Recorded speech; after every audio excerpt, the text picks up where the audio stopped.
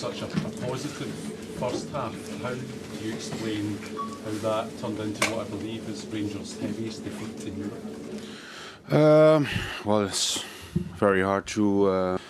As you said, we started the game really well. First half, played really well. We knew the strength of Liverpool, of course, with their pressing, and I think we played well over their press with balls behind their defense, playing from the second ball, and continue our attack from those moments. I think we scored the goal also in a great moment, in a transition moment, and then I think started already how we gave the corner away. We knew that if you play short passes after short passes, they will press you, and when you lose, they will be very dangerous. Well, I think that was the first moment we did that, conceded the corner kick and got the goal against. And especially in the second half, I think after the 3-1, 2-1, you could see we were, instead of playing the ball and play for the second ball, we played too short too many times. I think there are 4 moments, transition moments, where we lost the ball and they punished us really quick with the attack they have. So that's, for me, in the last 25 minutes, we were not in the game. You know, not with our heads, not with the decisions we make, and you know, against a team like Liverpool, putting 3 players up in those moments with Thiago, Jota, and Salah, and you're not in the game, you get punished, and we had that the second half. I heard some fans same fans who were euphoric, obviously, in that first half, say that the players threw in the towel. Did you accept that notion? Or do you well, I mean, it's this first half and the last half an hour was night and day, comparison how we played, and that difference in level, that's too much in Champions League. The first hour we were there, then we can make any opponent difficult at Ibrox, but the way we played the last 25 minutes, yeah, you will lose against any team we play here. How do you explain? I cannot explain. I said before, I have to process this. I cannot explain at the moment. Giovanni, you've got a big game coming up on Sunday. This is the kind of result that can really derail confidence. How do you pick the players back up to go to that away match at Ford Park on Sunday? Well, we have 3 days to do so. It's obviously at the moment still the emotions from today, which also what we need to feel, because the performance we had, the overall performance, the result is not the way we want to represent this club. So that's no excuses for this performance today from no one, and we need to process that and work towards Sunday. Giovanni, very difficult evening. We spoke previously about confidence and things, but we have seen this team already 2 or 3 times this season in really difficult moments regress massively on the field. No leadership, no presence, and that happens, what happens tonight. How do you solve that? And do you accept the criticism that's going to come from that for not only you but the players as well? Of course we need to accept the criticism. It's part of your part of my job, part of the player's job too, when you perform like this. And then I don't mean the whole 90 minutes, but the last 25 minutes you will get criticism, and we have to take it on the chin, and that's what we have to do. As you said before, I said the difference in the way we played, the level we reach in a game, the difference is too big. The difference cannot be so big. Does it concern you that this is repeating itself, the manner of weakness in the team?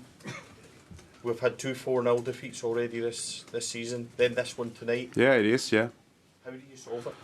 Well, we need to solve it. We need to find a way to make sure that those moments within games will not happen again. As you said, we had, a couple of big defeats already this season, and that's not what we want.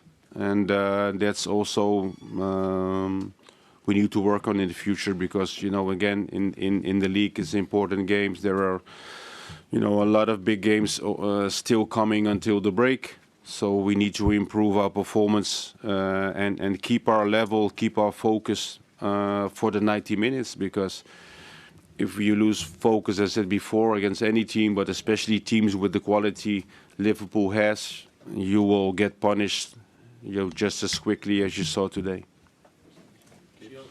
What did you say to the players after that result? What did you say to them in the changing room? And how do you make sure that there isn't any scarring from a result that is as significant as that one? Well, it's some moments I think silence is appropriate, and there the whole locker room was quiet, because everyone feels the big loss we had today.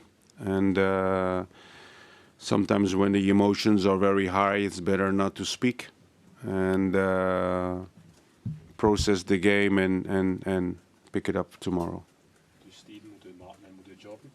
Giovanni, the loss of Connor Goldson seems to affect you quite badly. How is he and how is Ryan Jack?